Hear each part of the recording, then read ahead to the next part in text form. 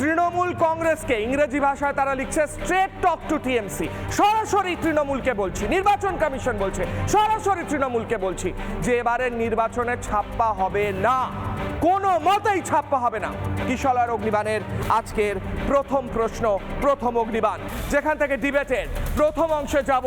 প্রশ্ন করছি, কমিশন দাওয়াইতে কি ঠান্ডা হবে টিএমসির ছাপ্পা বাহিনী? বিজেপির অভিযোগ টিএমসির ছাপ্পা বাহিনী ছাপ্পা করে বেড়ায়, তাই জন্য তৃণমূল জেতে, মানুষের ভোটে জেতে না।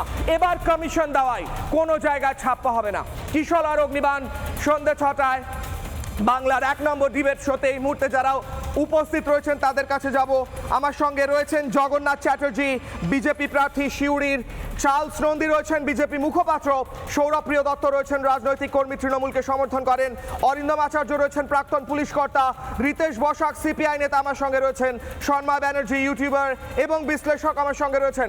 জগন্নাথ চ্যাটার্জি, জগন্নাথদার কাছে আগে যাব। জগন্নাথদা, কিশলয়ের অগ্নিবাণে আপনাকে স্বাগত, এবং আপনি প্রচার করছেন, নিজের ব্যস্ততার মাঝেও যোগ দিচ্ছেন, অনেক ধন্যবাদ। নির্বাচন কমিশন সরাসরি বলছে তৃণমূলকে আর ছাপ্পা করতে দেওয়া হবে না, এর তাৎপর্যটা, এটা তো বেনজির, এরকম ভাবে নির্বাচন কমিশন আগে কখনো বলেনি। জগন্নাথ দা,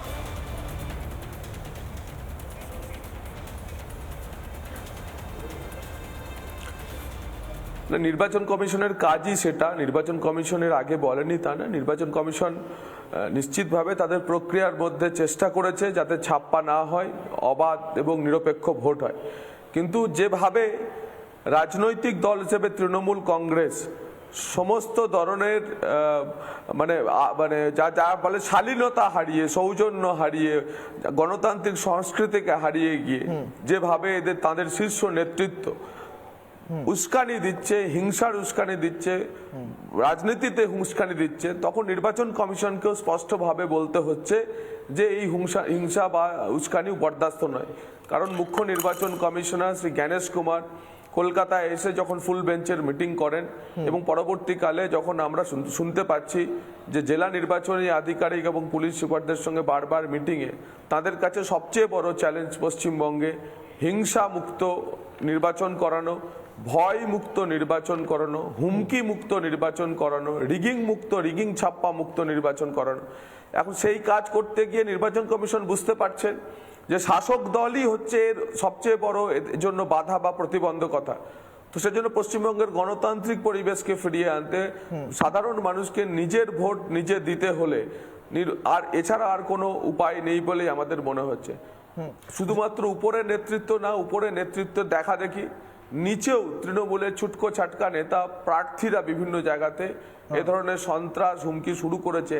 23 তারিখে প্রথম দফার ভোটের প্রায় 11-12 দিন এখনো বাকি, তার আগেই এই পরিস্থিতি তারা তৈরি করার চেষ্টা করছে। তো এখন কেন্দ্রীয় বাহিনী একে একে ঢুকতে শুরু করেছে, সাঁজোয়া গাড়িগুলিও ঢুকছে। আমার ধারণা কেন্দ্রীয় বাহিনী যদি যথাযথ রোল প্লে করে, যদি যথাযথ ভূমিকা নেয়, মানুষ যদি নিজের ভোট নিজে দিতে পারে, তাহলে এই তথাকথিতভাবে পরাজিত তৃণমূল কংগ্রেস, প্রত্যাখ্যাত তৃণমূল কংগ্রেস, হতাশ তৃণমূল কংগ্রেস, তাদের যে আস্ফালন এবং তাদের যে প্রতিক্রিয়া আমরা দেখছি, তা দেখা যাবে যে তৃণমূল কংগ্রেস হেরে গেছে এবং ভারতীয় জনতা পার্টির সরকার প্রতিষ্ঠিত হচ্ছে। কারণ মানুষ মনে করে নিয়েছে যে পাল্টানো দরকার, চাই বিজেপি সরকার। জগন্নাথ বাবু, একটা প্রশ্ন। নানা ধরনের কন্টেন্ট দেখার জন্য লাইক করুন, শেয়ার করুন আমাদের ফেসবুক পেজ, সাবস্ক্রাইব করুন আমাদের ইউটিউব চ্যানেল। পাশাপাশি অন্যান্য ব্রেকিং নিউজের জন্য অবশ্যই চোখ রাখুন রিপাবলিক বাংলায়।